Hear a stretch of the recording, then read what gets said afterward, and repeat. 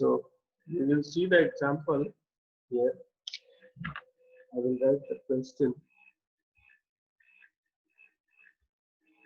देखिए, find circuit element. Question लिखना, find circuit element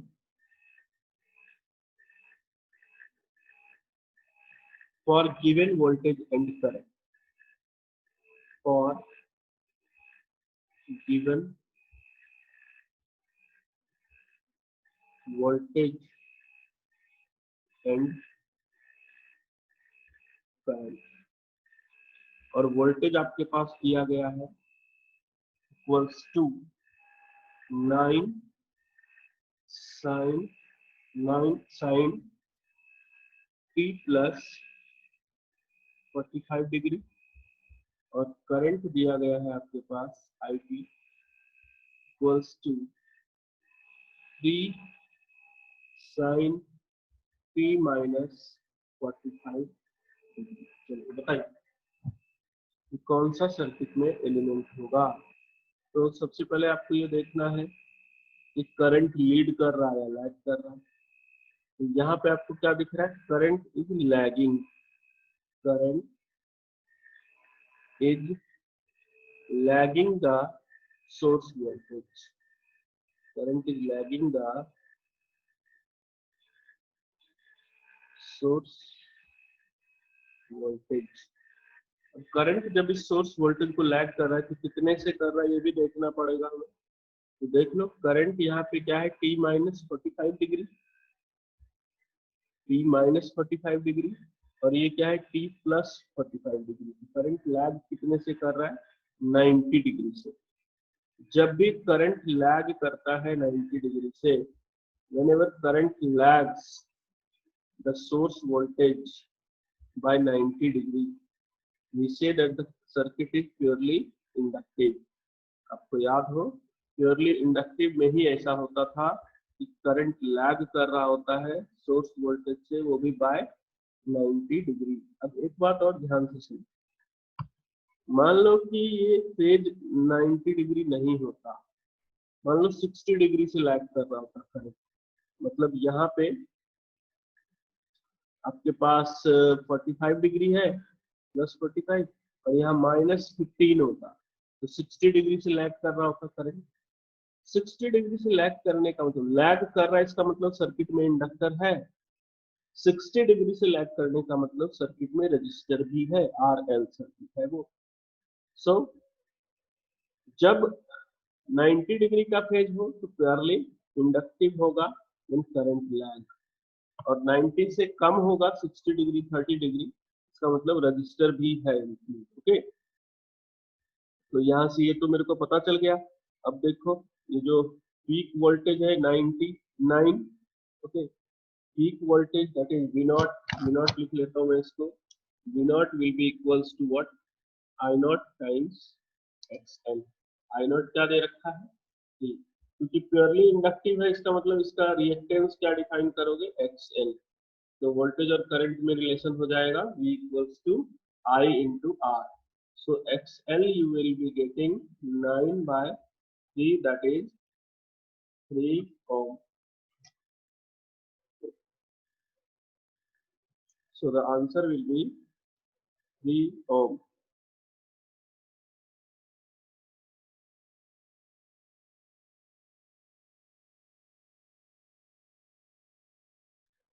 किसी को परेशानी होगी तो मुझे बताना, ठीक है। आसान सा प्रश्न, मैं पहले ही आपको बता चुका हूँ, इसमें टफ नहीं होता है क्वेश्चन, लेकिन आपके पास कॉन्सेप्ट बड़ा ही क्लियर होना चाहिए इनके क्वेश्चन को करने के लिए। चलिए एक और सवाल,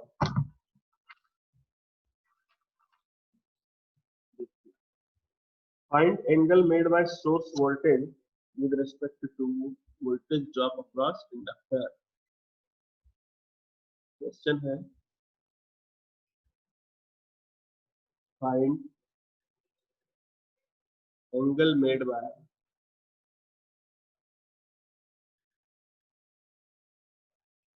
source voltage,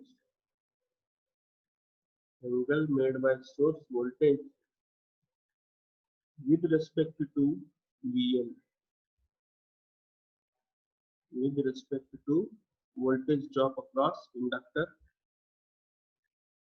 ये रहा सर्किट, ये कोई भी AC सोर्स है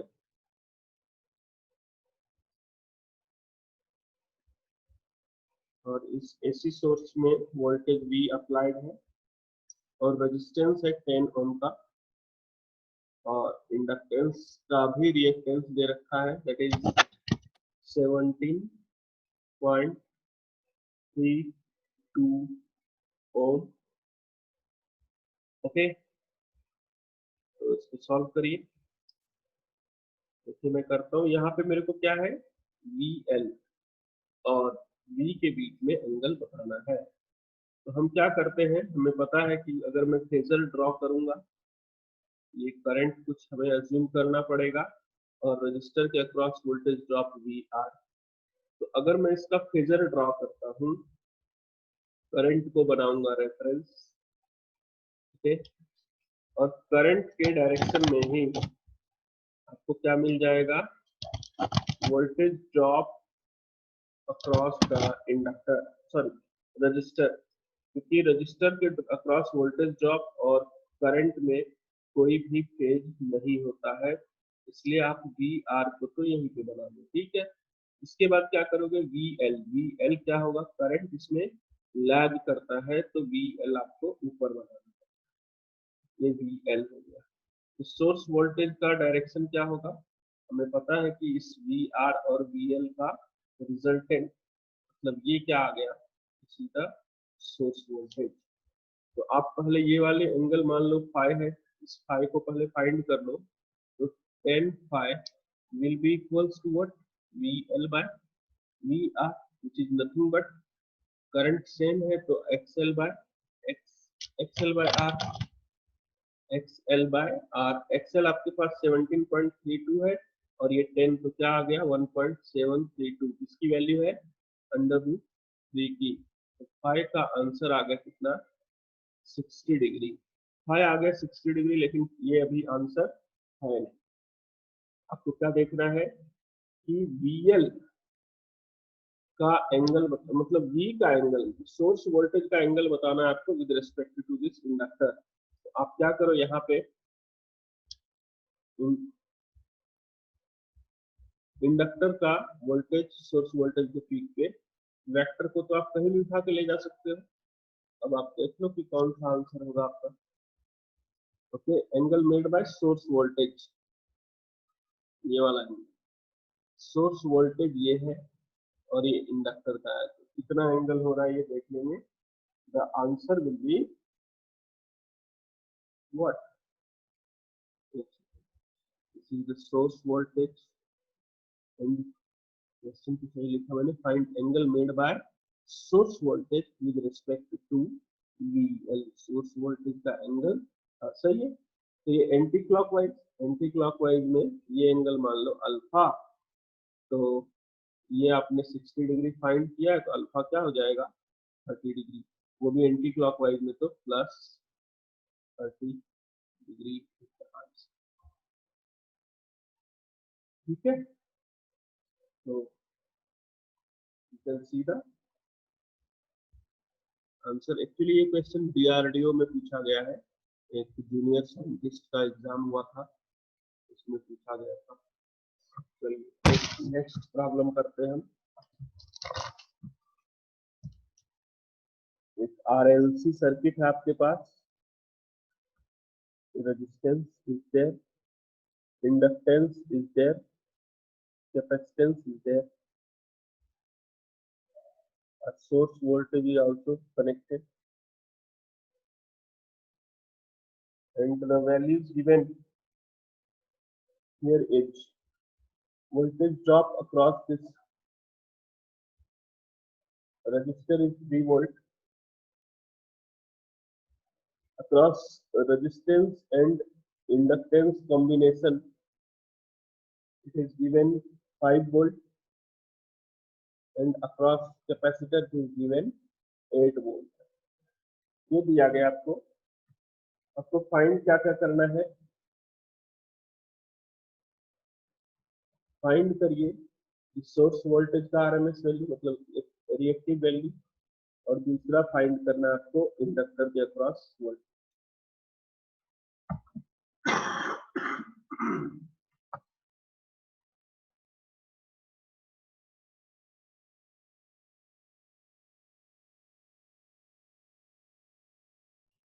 तो देखते हैं इसके सॉल्यूशन को।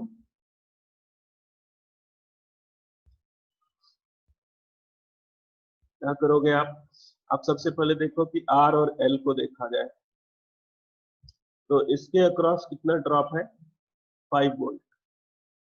5 volt drop across R and L. R में कितना, 3 वोल्ट। तो आपको पता है कि आर एल में जो वोल्टेज ड्रॉप होता है, इसको मैं क्या मान लूं, चलो V1 मान लेते हैं, ठीक है। इस पूरे को मैं V1 मान लेता हूँ, 5 वोल्ट को। This V1 square will be equals to, this V1 square will be equals to resistance के अक्रॉस स्क्वायर प्लस इंडक्टर के अक्रॉस स्क्वायर, ये हमने प्रूफ किया है। तो VL क्या हो जाएगा, total voltage drop across RL square minus resistance के अक्रॉस जो वोल्टेज ड्रॉप है उसका square under root. So this is, you will be getting 25 minus 9 16 under root 16 is 4 volt। एक आंसर आ गया। अब VL आपके पास आ चुका है, V चाहिए। RLC सर्किट में V क्या लिखते हैं आप, you write the V R square plus VL minus VC या VC minus VL का स्क्वायर। VR क्या है आपके पास, VR you have is 3 square VL minus VC। VL हमने 4 फाइंड किया और VC क्या है 8, ये क्या आ गया 5 volt. So these are 2 answers। अब देखना आपको एक चीज समझ में यहाँ पे अधिक सा लगेगा कि सोर्स वोल्टेज है और सोर्स वोल्टेज की वैल्यू यहाँ पे ज्यादा हो रही है, किससे, मतलब सोर्स वोल्टेज से भी ज्यादा वैल्यू से कैपेसिटर चार्ज है। कैसे पॉसिबल है, सोचो जरा। 5 वोल्ट की सोर्स लगा हुआ है लेकिन कैपेसिटर के क्रॉस ड्रॉप 8 वोल्ट हो रहा है, पॉसिबल कैसे।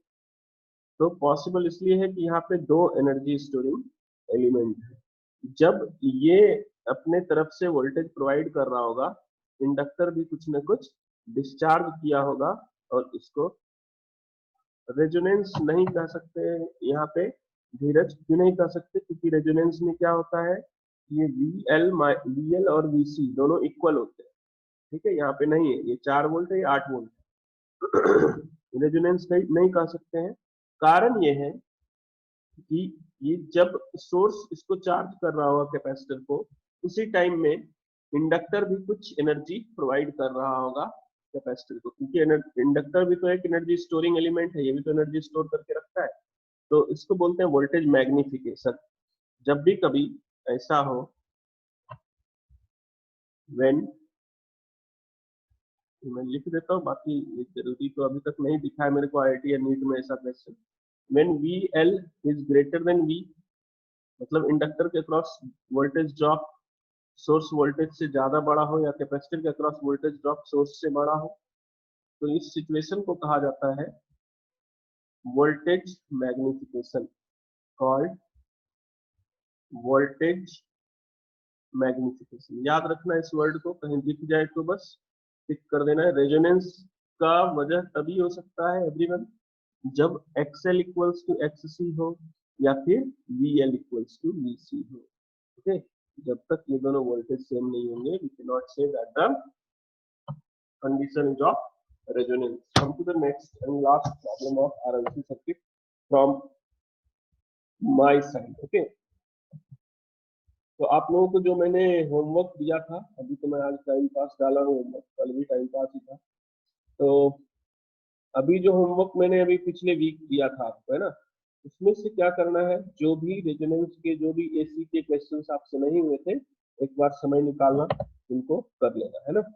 यहाँ पे रेजिस्टेंस के अक्रॉस वोल्टेज ड्रॉप दे रखा है 5 वोल्ट, इंडक्टर के अक्रॉस वोल्टेज दे रखा है 20 वोल्ट, और कैपेसिटर के अक्रॉस वोल्टेज नहीं दिया है, और आपको ये सोर्स वोल्टेज दे दिया गया है 13 वोल्ट। तो आपको फाइंड करना है क्या, VC। VC क्या होगा, ये आपको बताना है। यू हैव ऑप्शंस, ऑप्शन है आपके पास 8 वोल्ट, 32 वोल्ट, 8 वोल्ट भी हो सकता है या फिर 32 वोल्ट भी हो सकता है, बी में 20 वोल्ट। तो ऑप्शन से ही पता चल रहा है कि आंसर तो ऑप्शन सी ही होगा, इसमें इतना ऑप्शन दिया ही क्यों। चलो देखो मैं करता हूँ कैसे। तो जब भी, एक बात याद रखना, जब भी डायरेक्ट वोल्टेज गिवन हो, मैंने आपको बताया भी है, जैसे कि अपने घरों में सोर्स क्या बोलते हैं, 220 वोल्ट 50 हर्ट्ज, 220 वोल्ट है क्या, वो आरएमएस वैल्यू है।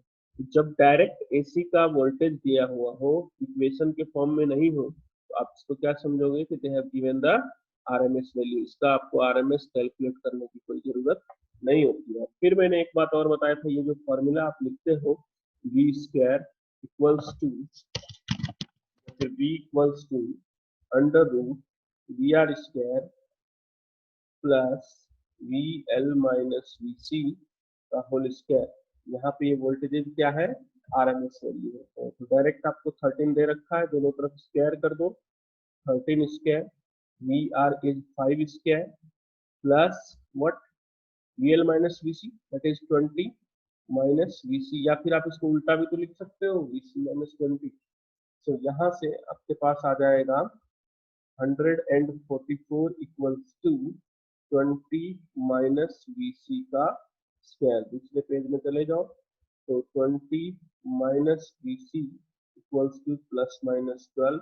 सो VC you can have either 8 volt और 32 का आंसर। तो ऐसे प्रॉब्लम्स अगर आपको समझ में आ गए हैं तो आप इजीली फाइंड कर सकते हो क्या, रेजोनेंस पे बेस्ड। ठीक है, जो भी आपको मैंने शीट दिया है इसमें जो भी क्वेश्चंस है रेजोनेंस के, उन सबको सॉल्व कर लेना। अभी 3 छोटी छोटी चीजें बची हुई है, आज हमको डिस्कस कर लेना है। एक है चोक कॉइल बोलते हैं इसको, CHOKE, चोक कॉइल। एक एक करके मैं बता देता हूँ। कुछ 3 पैरामीटर, 3 अलग अलग डिवाइसेस हैं, छोटा छोटा रोल है इनका, इसको समझ लेते हैं। चोक कॉइल होता है कि एक ये कॉम्बिनेशन है। choke coil is a combination of resistance and inductance, points में लिख देता हूँ इसके। और इसमें जो है इंडक्टेंस की वैल्यू वेरी लार्ज होती है, वेरी लार्ज, और रेजिस्टेंस की वैल्यू स्मॉल, वेरी स्मॉल नहीं बट स्मॉल होती है। इसको क्यों यूज करते हैं, used to used to protect used to protect the circuit used to protect the circuit from high value of current, from high value of current। Circuit को protect करने के लिए यूज होता है हाई वैल्यू ऑफ करंट से चोक coil को use करते। जैसे कि मैं आपको एक छोटा सा उदाहरण दे दूं, अभी एक सर्किट भी इसकी बना देता हूं मैं। एक रेजिस्टेंस होता है और एक इंडक्टर होता है सीरीज, इसको कहते हैं हम क्या, choke coil. This is called what, choke coil. इसका देखो घर में तुम्हारे यूज है, अब तो शायद नहीं होगा क्योंकि अब तो बहुत डिजिटाइज हो गया है घर का भी सब कुछ, apparatus वगैरह। लेकिन फिर भी आपको थोड़ा बहुत अगर याद हो, आप देखना पुराने जमाने, खास करके अभी भी गवर्नमेंट क्वार्टर्स में दिख जाएगा आपको, जो ट्यूबलाइट होता है, ट्यूबलाइट में क्या होता है कि एक छोटा सा आप देखते होंगे ना, एक बिट्टू सा करके चौक होता है ना, बीच में यहाँ पे, मतलब इसकी जो पट्टी होती है लकड़ी की, इसमें लगी होती है। जिसने देखा है रेज योर हैंड, छोटा सा था, इसको खोल दोगे तो ऑफ भी हो जाए, है ना। गुड, चलो अच्छा है, देखा है। इसी को कहते हैं चौक पर, ये होता है चौक। इसको, इसकी वजह से क्या होता है, जैसे अपने घरों में वोल्टेज कितनी आ रही है, आरएमएस वोल्टेज क्या है अपने घरों में, 220 वोल्ट, और ये बहुत high value of current provide करता है, 220 वोल्ट मतलब बहुत high value of current provide करता है, हाई करंट। जैसे इसका करंट बहुत ज्यादा हो जाएगा, है ना, आरएमएस वैल्यू की वजह से, तो ट्यूबलाइट आपका बर्न हो सकता है। तो इसके बीच में क्या किया जाता है, ट्यूबलाइट के साथ चोक कॉइल को कनेक्ट कर देते हैं, चोक कॉइल को सीरीज में कनेक्ट कर देते हैं ट्यूबलाइट के साथ। इससे क्या होता है कि जो एक्स्ट्रा एनर्जी है, जो एक्स्ट्रा करंट आपने यहाँ पे प्रोवाइड किया है, इसको इंडक्टर क्या करेगा, स्टोर करके रखेगा, और जितना रिक्वायर्ड अमाउंट ऑफ करंट है ट्यूबलाइट को ग्लो कराने के लिए, उतना आगे सेंड कर देगा। ये चोक कॉइल का काम है। तो चोक कॉइल का काम, और ट्यूबलाइट तो क्या है, एक रेजिस्टेंस होता है इसका, है ना। कोई भी आप होम अप्लायंसेस की बात करें, इसका एक रेजिस्टेंस होता है, मान लो R5। तो ट्यूबलाइट के साथ, ट्यूबलाइट और चोक कॉइल को एक साथ जब आप कनेक्ट करते हैं, मान लो उनको एक साथ कनेक्ट, तो जो सर्किट बनता है, if I assume circuit having resistance capital R and inductance L, और आप यहाँ पे कुछ AC 220 वोल्ट 50 हर्ट्ज का अप्लाई करोगे। अब इस सर्किट को तो आपने अभी भी एनालाइज किया है, 2 दिन 3 परसों से चल रहा है ये कार्यक्रम। क्या था, तो फेजर बना लो। फेजर बनाना कोई बड़ी बात नहीं है इसकी। This is current, this is voltage across inductor, और इसमें क्या होता है, करंट लैग करता है वोल्टेज अक्रॉस इंडक्टर VL।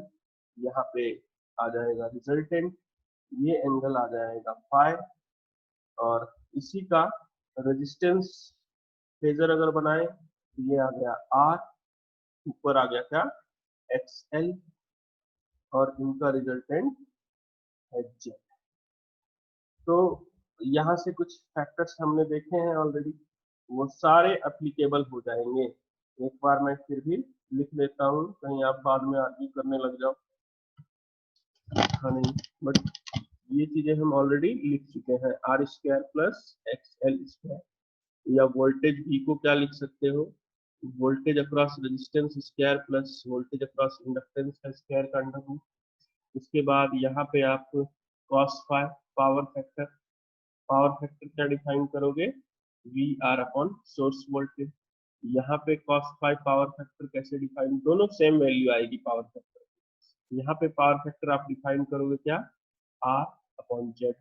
ये सारी चीजें एप्लीकेबल हो जाती हैं जो भी आपने RL सर्किट के बारे में पढ़ा है, ठीक है। तो this is called the choke coil. इसके एप्लीकेशंस, ये सारे पॉइंट्स आप यहाँ, choke coil. Come to the next, अगला जो अपने को पढ़ना होता है, एक LC ऑसिलेशन। कई बार डिलेट का लक्ष्य का डाउट आया कि सर LC पे बेस्ड क्वेश्चन है, तो कुछ नहीं है, अब आपको हलवा लगेगा। वो मैंने पहले ही बोला था, एक बार अपन कर लेंगे तो बहुत आसान लगेगा। LC ऑसिलेशन की बात करें। LC मतलब एक RLC सर्किट है, एक आपके पास RLC सर्किट है, और आप जब इसके सोर्स की फ्रीक्वेंसी को वेरी करते हो, है ना, इसके सोर्स की फ्रीक्वेंसी को वेरी करते हैं, V voltage, F frequency, you have R L C। Frequency को जब आप वेरी करोगे तो क्या होगा, इनके रिएक्टेंस वेरी करेंगे। रिएक्टेंस वेरी करेंगे तो एक ऐसा सिचुएशन आ जाता है जहाँ की रेजोनेंस हो जाता है। जब रेजोनेंस हो जाता है तो हम एक ग्राफ ड्रॉ करते हैं जिसको बोलते हैं resonance curve, curve between the current and the frequency, ये डिफाइन हो जाता है। Sorry, on the y-axis we will have current, and on x-axis we have frequency, and the frequency corresponding to the maximum current is called resonant frequency, and its value is 1 upon 2 pi under root LC। ठीक है, 1 upon 2 pi under root LC। ये RLC circuit है। अभी इसी RLC circuit में मैं ऐसा कर दूं, इम्पोर्टेंट होगा, मैं इसको रेड पेन से कर देता हूँ। यहाँ पे एक इम्पोर्टेंट बात ये आ जाती है कि रेजिस्टेंस 0 हो जाए किसी सर्किट का, तो सर्किट में क्या बचा, इंडक्टर बचा और कैपेसिटर बचा।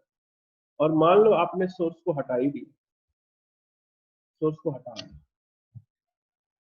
फिर आप यहाँ पे कुछ एक हॉट वायर अमीटर कनेक्ट कर दो मेजरमेंट के लिए। इसमें ये देखा गया कि ये दोनों तो एनर्जी स्टोरिंग एलिमेंट है, मैं विदाउट सोर्स भी, मतलब अगर रेजिस्टेंस को आपने जीरो कर दिया है, चलो एक सेकंड के लिए मान लेते हैं कि मेरे पास यहाँ पे वोल्टेज है, ठीक, एसी है अभी। अगर एसी की पीक ई नॉट है, ई नॉट, और करंट कुछ आप आई एक्सपेक्ट कर रहे हो दिस इज एलसी, तो एट रेजोनेंस क्या होगा, एट रेजोनेंस तो एक्सएल इक्वल्स टू एक्ससी हो जाएगा, और वोल्टेज अक्रॉस एल और सी एक दूसरे कैंसिल कर देगा। सिंपली आप करंट क्या लिखोगे, बेसिकली करंट आप सर्किट में क्या लिखते हो, I equals to what, peak current I not equals to E not by R. अब ये आर हो चुका है जीरो, इसका मतलब ये वैल्यू टेंडिंग टू इंफिनिटी है, जो कि पॉसिबल है नहीं, हम उम्मीद करते हैं। इसका मतलब ये है कि अगर मैं इस वोल्टेज को हटा भी दूं, okay, even without voltage, even without this source voltage,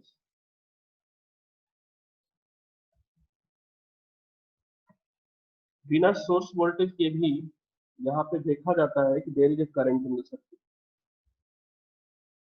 there is the current in the circuit, ये एडवांटेज मिल जाता है करंट इन द सर्किट। मतलब इसमें सोर्स नहीं भी है, दो एनर्जी स्टोरिंग एलिमेंट है, ये बिहेव करने लग जाते हैं सोर्स की तरह, इसीलिए इसको ऑसिलेटर बोलते हैं। आगे आप पढ़ोगे हायर लेवल में कि ऑसिलेटर का बहुत बड़ा यूज है। आपको मैं यहाँ पे बस इतना ही बता देता हूँ कि एल है आपके पास, सी है, प्रैक्टिकली ऑब्जर्व किया गया कि हाँ भाई यहाँ पे अगर हॉट वायर एमीटर लगा दे तो ये करंट मेजर करने लग जाता है LC।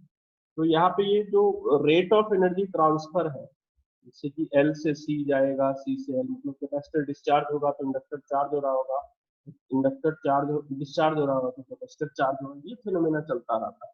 तो यहाँ पे एक बड़ा ही पॉइंट लिखते हैं कि फ्रीक्वेंसी ऑफ करंट, जो करंट यहाँ पे फ्लो कर जाता है हॉट वायर एमीटर में जो आपको मिलता है, इसकी फ्रीक्वेंसी आप याद रखिए, फ्रीक्वेंसी ऑफ करंट।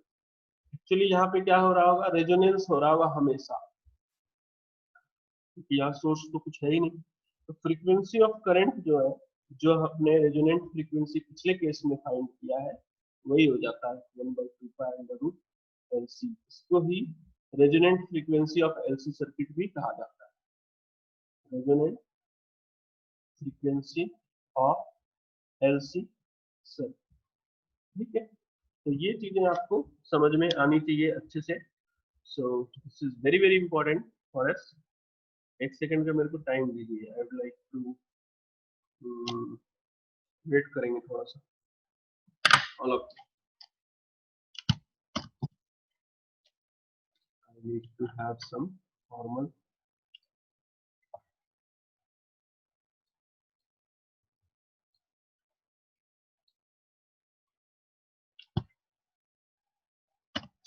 देख। सो दो चीजें हमने देख ली, और तीसरा सबसे इंपॉर्टेंट चीज जो आपको देखना है next, that is the transformer, ठीक, दैट विल बी द